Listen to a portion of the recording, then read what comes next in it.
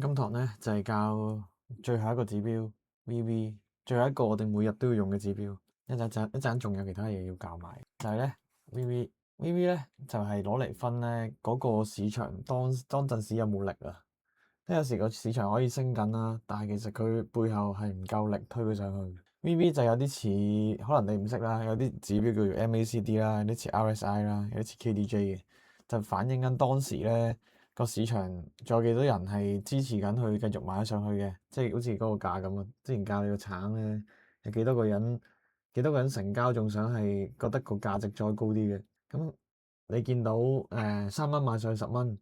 11蚊嘅時候咧，你睇住個價仲升咗上12蚊嘅喎，但係你一 VV 就可以睇到啦，其實得翻可能小貓幾隻係想佢個價上到咁高嘅啫，然後好多時都係咁樣就可以判到佢真定係假咯，即係個信號，即係真係會上到13蚊啦，定係11蚊，跟住就回翻落去7蚊8蚊咁樣咯。呢個就係 VV 嘅功能啦。咁咧 VV 有兩條線嘅，一條快線，一條慢線啦，就好似 EMA 咁。咁點解咧？就係一條比較 sensitive 啲嘅。一條比較慢啲嘅，慢啲點解會慢啲？就好似大 time frame ST 咁樣，越大 time frame 就需要越多支巴去計數，咁越大 time frame 嘅 VV 咧，咁就要越多時間去計啦。咁通常咧就攞快線穿過去慢線為之一個標準，就係個轉勢啦，嗰個方向要轉啦。咁就好似同你講個價升緊升緊升緊，但係呢度可能咧個價仲升緊嘅，但係個 VV down 咗，咁係咪會代表有機會見頂啊？即係有機會要做翻 put 啦，做落去啦。咁咧有時有啲伏位咧就係冇量嘅時候，突然之間一棍有人買嘅喎，下一棍又冇晒人咯喎，又下一棍又有人買喎，下一棍又冇晒人咯喎。呢啲位咧你記住佢要避開嘅，因為我當你 put 咗嘅，俾人夾上去會走啦。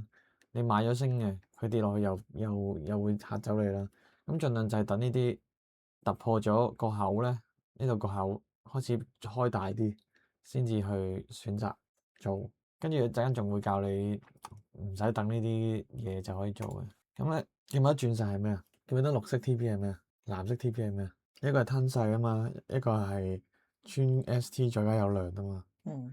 咁而家鑽石咧都會 apply 埋落去VV 嘅。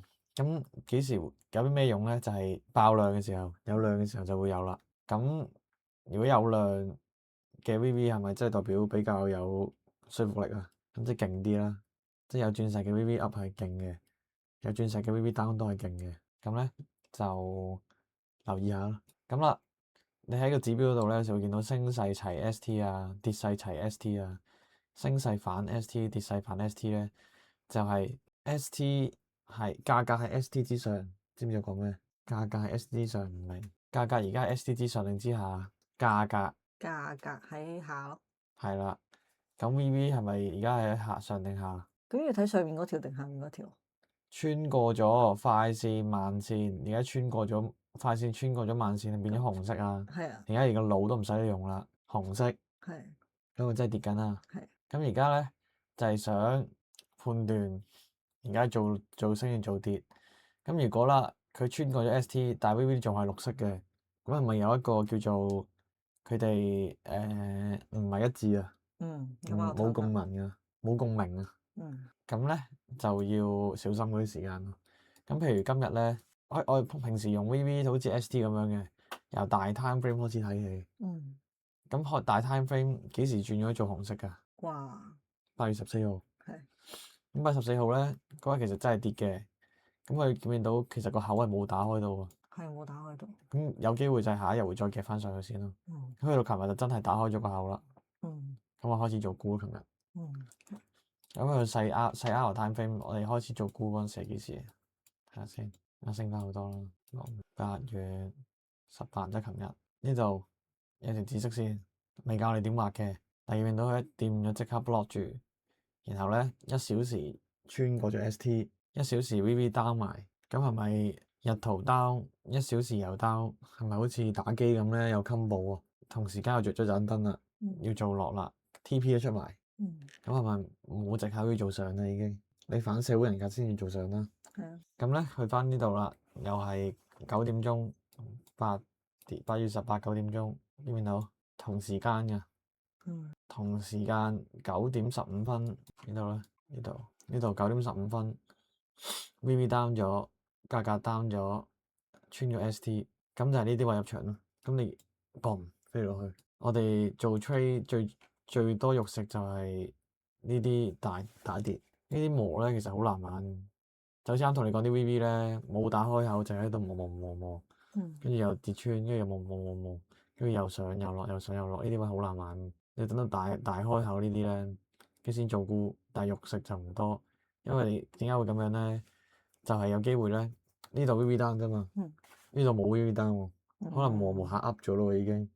因為你知道 VV 係會因為價格或同埋人去改變噶嘛，即係而家呢度你見到個跌勢嚟噶，但係佢都可以磨到 VV up 嘅，呢度 up 咗噶嘛。咁咧呢啲時間就係代表，就算佢跌都唔會跌到好多俾你。咁去到呢一支啦，佢一支大陰跌落去嘅時候就拉喐埋個 VV，即係好多人一齊沽佢啦，開始開口我咪 put 佢咯。咁記唔記得上兩堂教你就係要睇埋量同埋睇細 time frame 去做決定啊？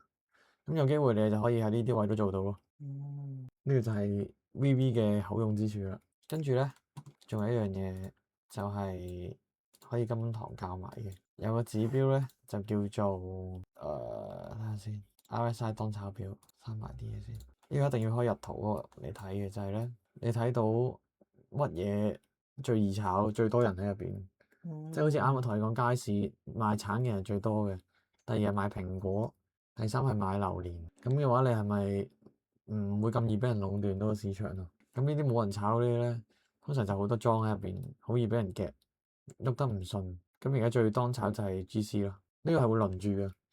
突然之間呢一個俾人炒翻起，排第一，可能排一個禮拜，跟住呢個變咗第二、第三咁樣上嚟上去咯會。咁就揀一個 market 係最多人炒嘅就越易炒咯。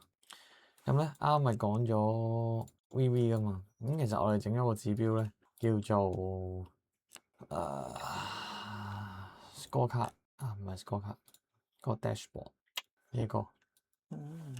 咁第一次我睇晒咧，其實金嘅話仲差啲乜嘢咧？1小時個 VV 未 down，未變紅色，跟住佢仲係 M15ST 之上，仲係1R ST 之上。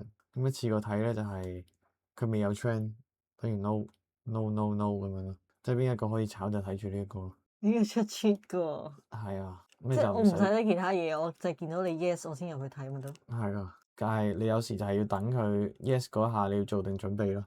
因為 yes 嗰下好大機會已經係嘣咗落去嗰下啊嘛。咁你冇理由咩都唔準備，然後見到 yes 即刻衝入去，咁你又唔知自己防守喺邊度，你又唔知當時發生緊咩事，咁所以就係其實都要自己睇住咯。呢個只係一個即係只係幫你嘅嘢 yes 咯。埋咁就真係得啦咁。yes 埋就最大一個最大說服力咯。咁而家其實可能就係等緊而家可能等緊1小時 VV down，跟住呢度穿一支 M15ST，跟住就繼續做 put 咯可以。因為而家呢度係呢條係 previous ST 嚟嘅，呢個未教你啦。咁就係等緊確認信號咯。而家係 no 咯，你見到 no 嘅時候就係做呢啲彈下個 range 入邊。呢一堂就係咁咯，完，拜拜。